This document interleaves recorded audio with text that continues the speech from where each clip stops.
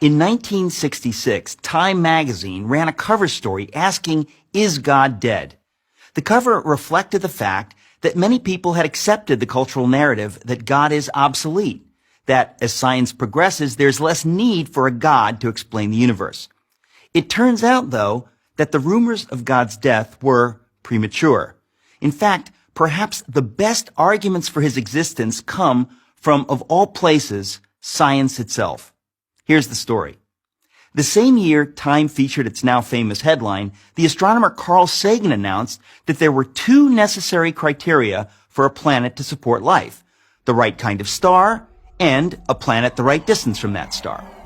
Given the roughly octillion planets in the universe, that's one followed by 24 zeros, there should have been about septillion planets, that's one followed by 21 zeros, capable of supporting life.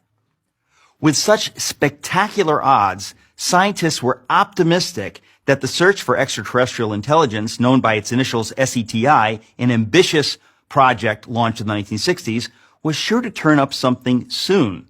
With a vast radio telescopic network, scientists listened for signals that resembled coded intelligence. But as the years passed, the silence from the universe was deafening.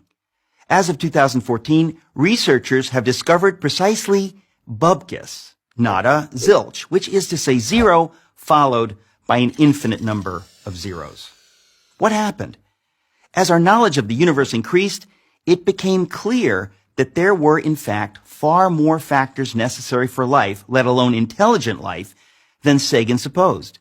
His two parameters grew to 10, then 20, and then 50, which meant that the number of potentially life-supporting planets decreased accordingly.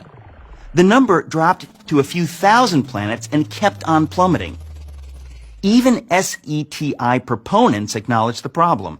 Peter Schenkel wrote in a 2006 piece for Skeptical Inquirer, a magazine that strongly affirms atheism, "In light of new findings and insights, we should quietly admit that the early estimates may no longer be tenable." Today, there are more than 200 known parameters necessary for a planet to support life, every single one of which must be perfectly met or the whole thing falls apart. For example, without a massive gravity-rich planet like Jupiter nearby to draw away asteroids, Earth would be more like an interstellar dartboard than the verdant orb that it is. Simply put, the odds against life in the universe are astonishing. Yet, here we are, not only existing, but talking about existing. What can account for it? Can every one of those many parameters have been perfectly met by accident?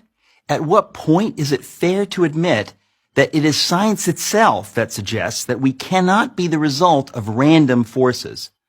Doesn't assuming that an intelligence created these perfect conditions in fact require far less faith than believing that a life-sustaining Earth just happened to beat the inconceivable odds? But wait, there's more. The fine-tuning necessary for life to exist on a planet is nothing compared with the fine-tuning required for the universe to exist at all. For example, astrophysicists now know that the values of the four fundamental forces, gravity, the electromagnetic force, and the strong and weak nuclear forces, were determined less than 1/1,000,000th of a second after the Big Bang.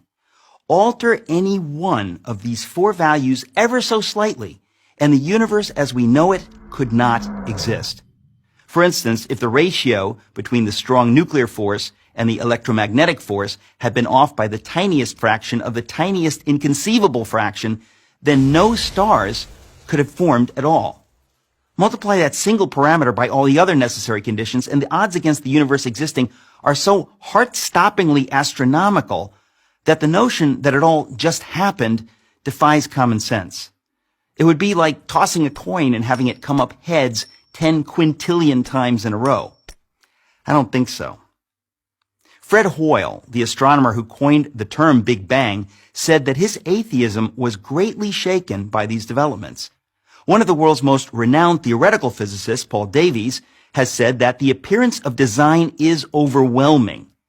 Even the late Christopher Hitchens, one of atheism's most aggressive proponents, conceded that without question the fine-tuning argument was the most powerful argument of the other side.